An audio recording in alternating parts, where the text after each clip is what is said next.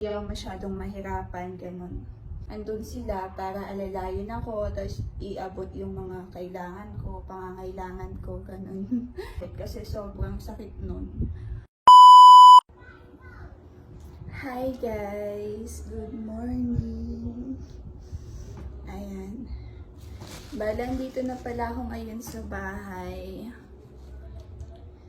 Hindi na muna ako pupunta doon kila nanay ko. Meron akong gatas. Nagpabaon na lang din pala ako dito para meron akong makain. Ilang araw din po kasi na doon ako natulog. Hindi ako umuwi dito sa bahay. So yun, katabi ko sila nanay ko.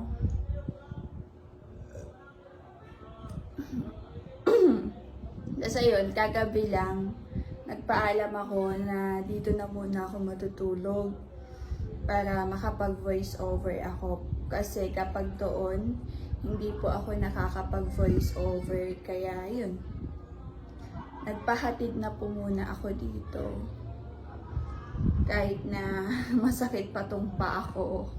Kasi kung tutuusin talaga, ayaw nila akong i-ano muna dito para hindi mabinat tong paa ko, para hindi mapagod, hindi ako masyadong mahirapan, ganun. Kasi pag doon, andun sila para alalayan ako, tapos iabot yung mga kailangan ko, pangangailangan ko, ganun. Ba yan? Paano ba to? Hindi naman kasya, oh. My God, wait lang. Wahan natin.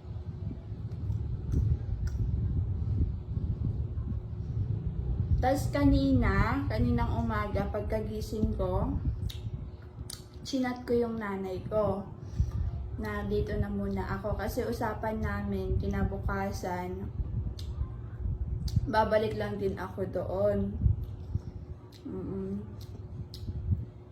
Like, susunduin ako dito. Meron yung motor na sinasakyan ko. Papunta dito, tapos papunta doon. Papasundo sana ako pero sabi ko dito na muna ako. Tapos akala nila meron akong sakit. Kumbaga, may nararamdaman akong kakaiba, kaya hindi ako makapunta doon. Eh wala naman, ito lang naman yung masakit sa akin. Tapos ayun, parang nag-aalala yung nanay ko. Sinabi ko na lang na dito na muna ako para makapag-voice over ako. Kasi kapag doon talaga, hindi talaga ako nakakapag-voice over doon. Siyempre, kahit pa paano, gusto ko pa rin gawin yung mga pinagkakagawa ko, ganun. Para naman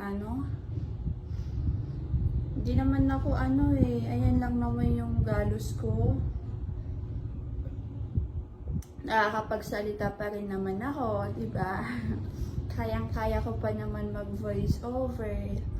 Pero nung time na talaga, as in talaga, hindi ko kaya mga bilag.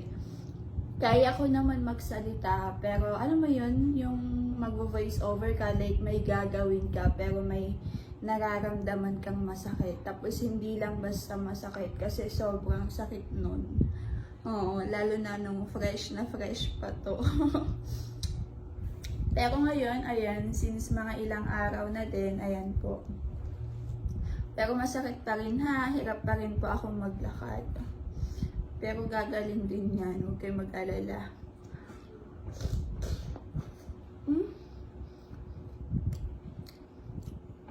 Wala akong punas dito.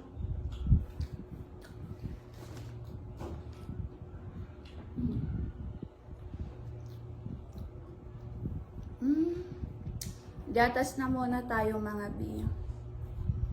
Tapos mamaya pala, mga lunch, babaunan lang din ako dito. Ihaatidan lang din ako dito. Kasi nga, dito na muna ako. Ang kalat ko naman.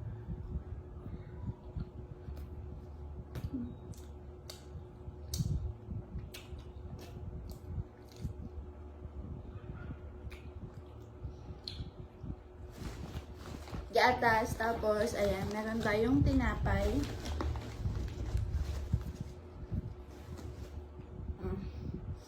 Ang laki oh, tingnan nyo paano magkakasya to.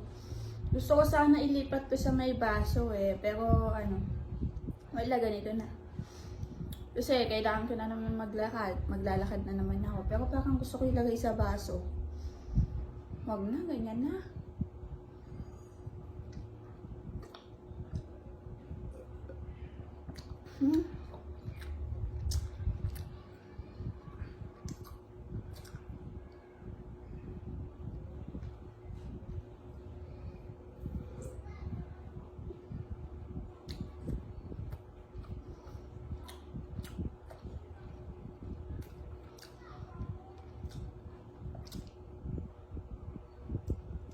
Harap.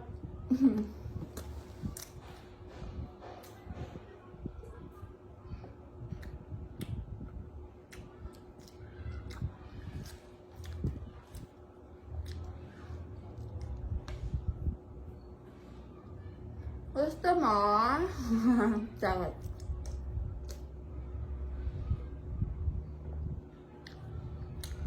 Pag natapos ko dito, syempre mag-voice over na naman ako. Kagabi, sabi ko mag-voice over lang ako Pero wala, nanood lang din ako. Pero ayun, nakapag-voice over pa rin naman ako ng isa. That's after ko dito, mag-voice over ulit ako ng isa. Di, dalawa na.